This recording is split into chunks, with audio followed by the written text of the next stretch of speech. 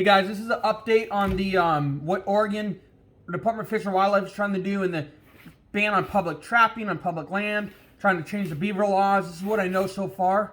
I've watched 4 or 5 of the meetings. They have a couple trappers in there. They have the PETA lady or Humane Society lady. They have a bunch of people. They have all kinds of people. One thing that kind of shocked me in the latest meeting, one of the Audubon people, or the Audubon, the guy from the Humane Society was like, oh, we need to get a veterinarian in here. And then he says, oh, well, we have a veterinarian. And I'm thinking, so you're going to have your veterinarian come in. Why don't we get a veterinarian that's in the middle of the road, not one swings one way or the other. Just get a regular veterinarian in there. Because I want to talk about damage, foot damage, all that stuff. Okay, I digress about that. Let's go on to what they're talking about.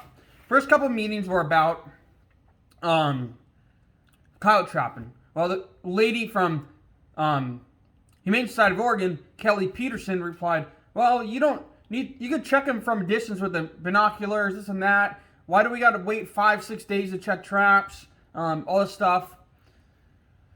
It's a mess. We had a couple trappers on the talk, but the reason you wait is because the more you disturb that trap, the less likely you're going to catch a sick animal, something with mange, something that you want to get out of the population.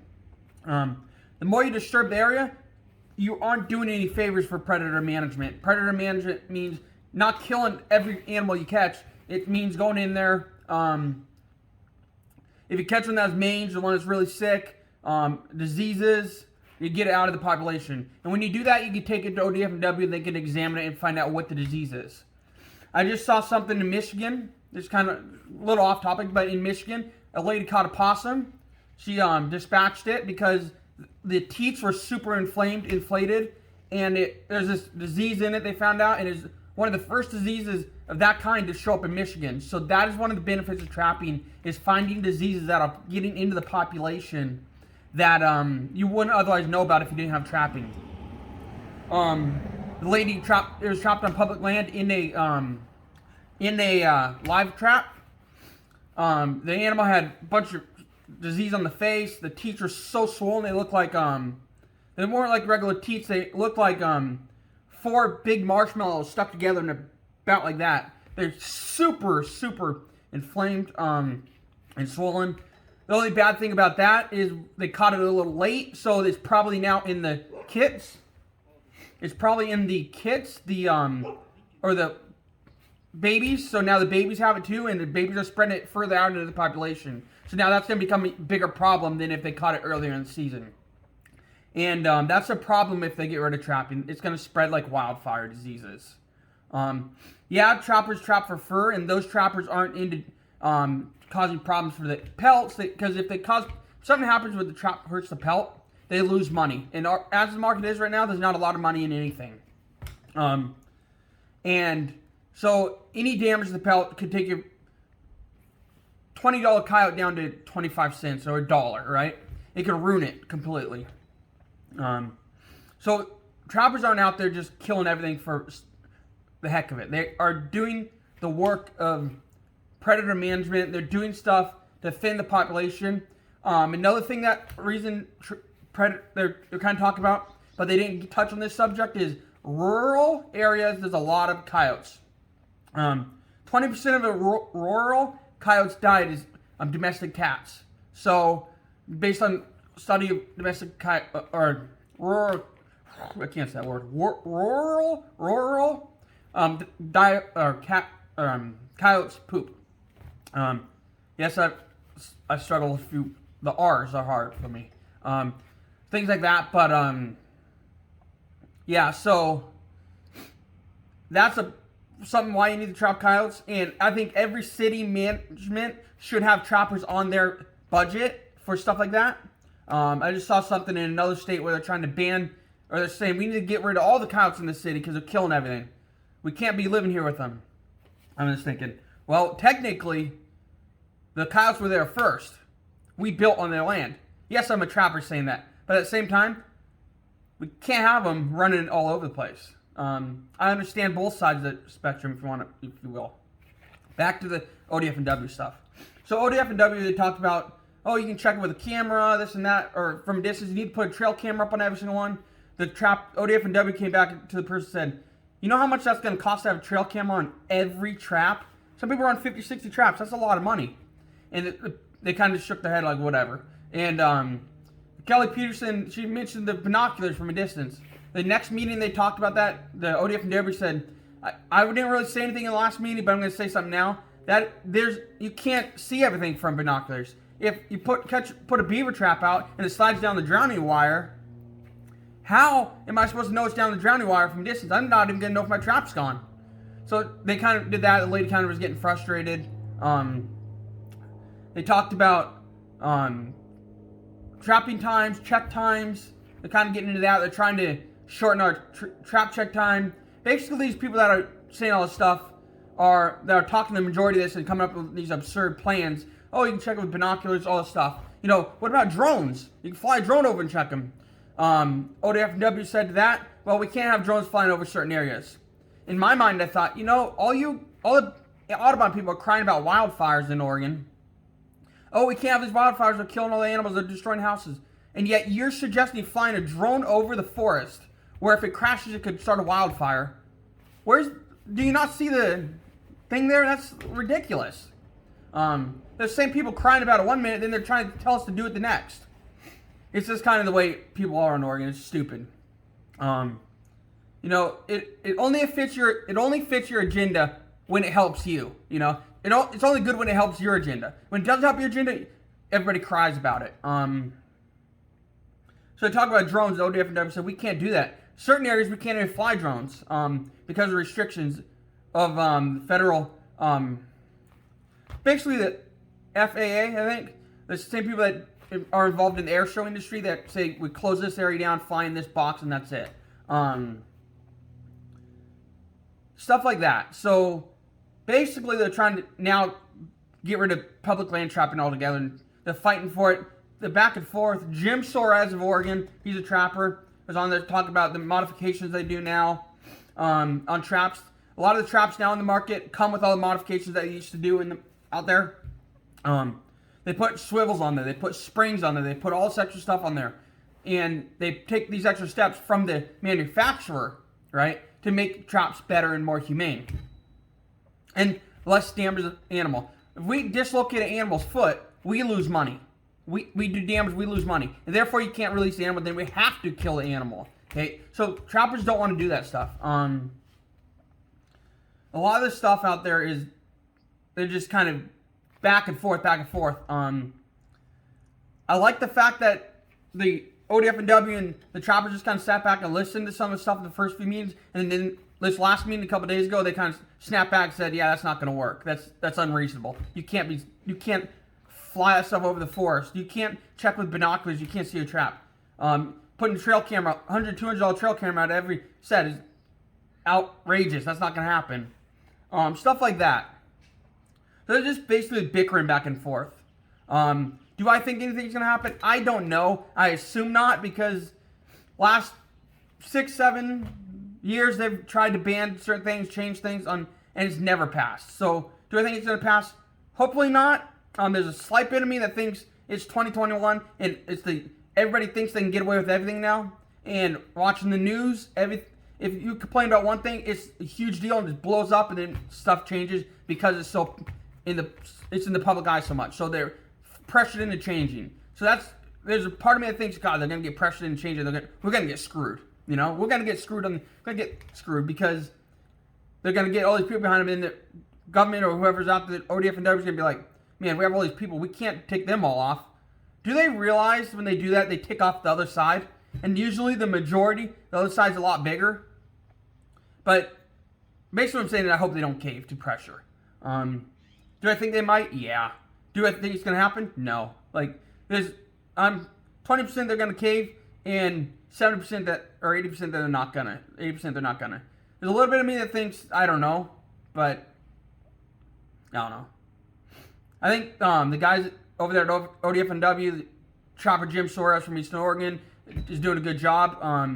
Do I think Jim Soares can not butt in, but like talk a little bit more, try to push a little more anti-trapping? Yeah. Or not anti-trap, push a little bit more, tell a little bit more about why traps work, this and that. Yeah.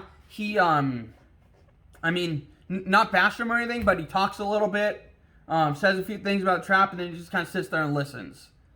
I would like to see him get more involved in talking, but yeah, they brought a guy in from Montana that talks about live cage traps, or live traps, pin traps for hogs and stuff. He talked about putting up sensors, and you would know when something's in there. ODF and W got on there and said, we can't necessarily do that with certain traps because we aren't in a cage tight. They aren't coming into a pin, and they aren't walking past stuff to get caught. We wouldn't know if they're in the trap necessarily. We wouldn't know when they walk by. We wouldn't know if they're in the trap.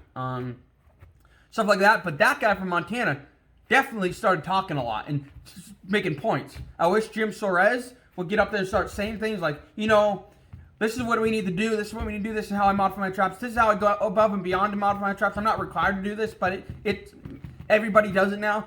99% of the people out there put springs on there. They put swivels on there. They put all extra stuff to protect the animal. They put upper laminations, lower laminations. They put all this stuff to protect the animal, to put less pressure on the foot. I wish he would get into all this stuff, but he's not. Am I kind of disappointed? Yeah. Because as a trapper, I wish he would get into it a little more. Because as trappers, we do quite a bit just to make sure the animal's comfortable. I mean, in fact, we do a lot. We do a lot. We put a lot of time into studying it. We put a lot of time into the traps. We do a lot of stuff. Because antis don't realize that we, as trappers, don't want any damage to the foot. We don't want any. Zero. If not more so than the antis do. So I don't think the antis realize that, and a lot of the antis react on emotion. I think it is our responsibility as trappers to an extent, if you know there's domestic animals around, you take your traps and move, and at the time you try to approach the owner and be like, we're trapping, especially on private property. You got permission, that's fine. Let them know that we have traps out here. Keep your dog in for a few days, couple weeks. I'll move out when I'm done. Let them know when you're going to be done. Take precautions. Be proactive and instead of defensive. Do stuff to avoid that. I saw someone on social media. He put some traps out. He had a Ring doorbell camera. He had reception. One thing that kind of struck me as odd. The staggered trees and then a cleanly graveled driveway. Made me kind of think he said it a little too close to the road. That two dogs walked up, which is kind of odd. Two dogs together. So it made me think he's by a well-curated driveway. Well-curated or clean forest that doesn't have any debris on it. Just staggered trees that looks like it was planted for a driveway. That was irresponsible in my opinion. I'm probably going to get some flack for that. But he shouldn't have put the traps there. Especially if you have Wi-Fi connection. Where I'm trapping, I don't have... If I put a camera up, I do not have reception to my phone or to my house or whatever. Okay? I'm trapping in remote areas. I'm not trapping where I would potentially to catch domestic animals. Unless if I'm trapping on private property where I'm trapping on a farm. But the guy knows he keeps his dogs inside and he keeps his cats inside. The way I set stuff, I'm not going to catch the cats. I use certain traps, certain things that I don't catch them. If I do catch them, they're not going to be hurt because the stuff I do to my traps to prevent damage to the foot.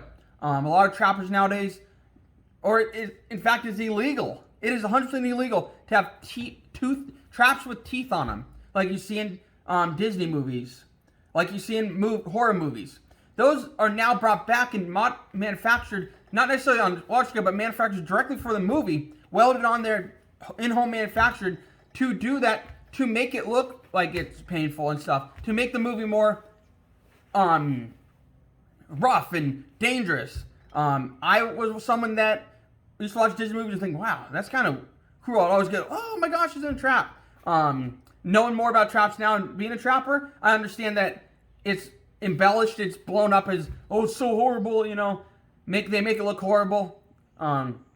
They put in the movies they put the animal in the thing and they sit there and have them whine, make it look horrible. The majority of coyotes, when they're caught, fox stuff, they will get caught, they'll go in a circle a little bit, which is the swivels and all that extra stuff helps, then they just lay there. They just lay down and sit there and wait. They don't sit there and whine, they don't cause a lot of fuss, they sit there and wait, until the trapper comes. And when the trapper shows up, they're usually sitting there on the ground, nothing.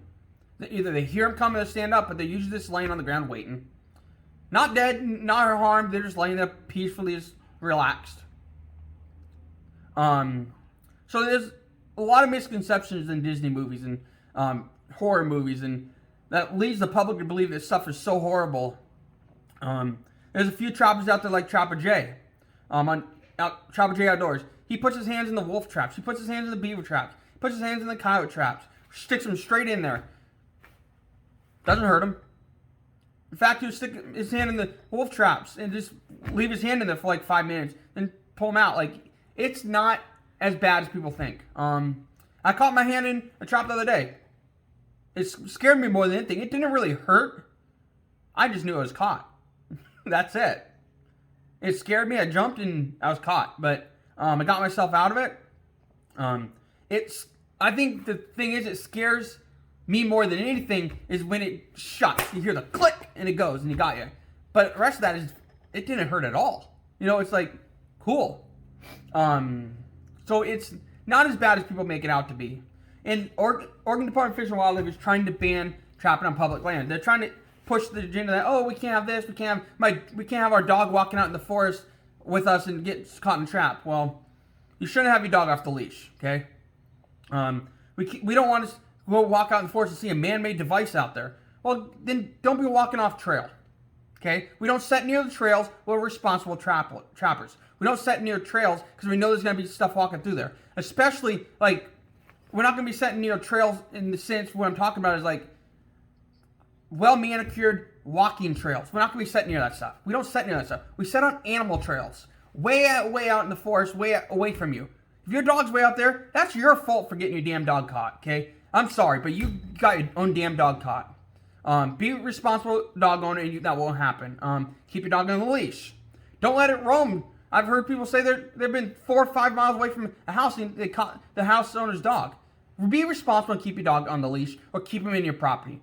That's on you at that point for being irresponsible. No matter how much you fuss and cry, that's on you for being irresponsible. Because the trapper took 100% responsibility and moved as far away as possible, but you let your dog walk all the way over there and get caught because you didn't get your fence in. Okay? So be responsible as a dog owner, a domestic animal owner, and trappers will be responsible keeping them away from the sets, away from that stuff. So you can't blame one side without being responsible yourself. Have a great day. Let me know what you thought. This is kind of an update on what's going on. It's kind of a mess. Then more meetings coming up. There wasn't really much talk about, what we're going to do is more just, well, they're using kind of a lot of codes, so it's kind of hard to understand. GMP this or GMP that, or like they use all this stuff that's kind of code, so people don't understand what they're talking about. And what sucks the most, public can't comment on it at all. They shut comments completely off, so all they can do is talk, and you have to sit there and be frustrated with what they're saying, or just be like, what the hell are you talking about? You can't put your input in. I don't think they're gonna get the public's input, so we're absolutely screwed on this, and it's just what it is. Yeah, have a great day. I want to add something real quick to that. Me talk about how you need to be a responsible dog owner. I've had dogs all my life. My dog has never got caught in any trap.